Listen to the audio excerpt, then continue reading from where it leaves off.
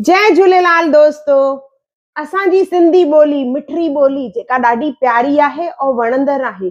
उनमें केतिरा ई अखर आहिनि जेके दिल खे वणंदड़ आहिनि और उहे हमेशा जोड़े में यूज़ कंदा आहियूं असां। जीअं त मिट माइट, माइट ईंदा आहिनि त असां छा चवंदा आहियूं, मिट माइट आयो आहे। पाड़े वारनि लाइ ॻाल्हाईंदासीं त ओड़ो पाड़ो, हेठि मथे, एतिरा केतिरा ई वर्ड्स आहिनि जेके असां जोड़नि में यूज़ कंदा आहियूं, जंहिंखे असां चवंदा आहियूं ॿिटा अखर। अॼु असां तव्हांखे ॿुधाईंदासीं ॿिटा अखर कहिड़ा आहिनि। मुंहिंजा नंढड़ा नंढड़ा ॿार तव्हांखे सेखारींदा बेटा सिंधी अखर। अचो त शुरू था कयूं पिया।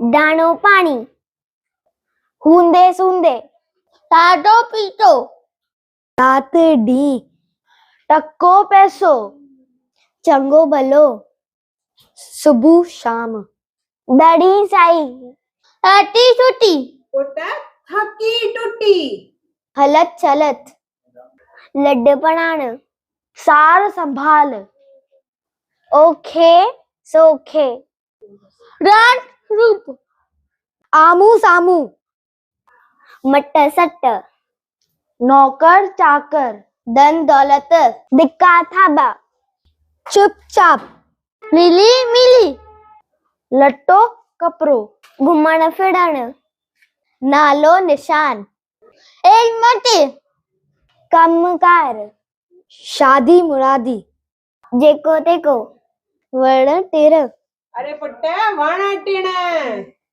अगु पुठ, टीशंड।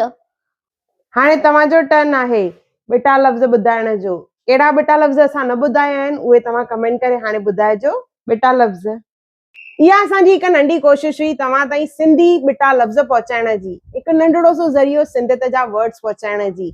असांजी कोशिश तव्हांखे कीअं लॻी ज़रूर ॿुधाइजो और तव्हां बि इहा कोशिश ज़रूर कजो ॿारनि सां गॾु। जय झूलेलाल।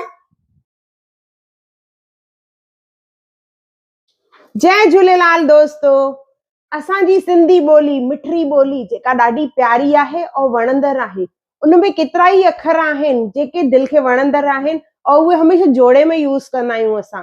जीअं त मिट माइट, माइट ईंदा आहिनि त असां छा चवंदा आहियूं, मिट माइट आयो आहे।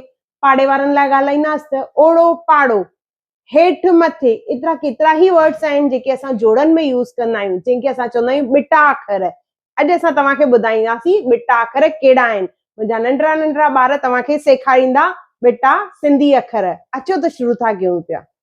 दाणो पाणी, हूंदे सूंदे, टाटो पीटो, रात डी, टको पैसो, चंगो भलो, सुबह शाम, दड़ी साई, हटी छुटी, पुट थकी टुटी, हलत चलत, लड्ड पणाण, सार संभाल, ओखे सोखे, रान रूप, आमू सामू, मट सट, नौकर चाकर, धन दौलत, दिक्का थाबा, चुपचाप, मिली मिली, लट्टो कपड़ो, घुमण फिरण, नालो निशान, एक मटे, कमकार, शादी मुरादी, जेको तेको, वण तिर।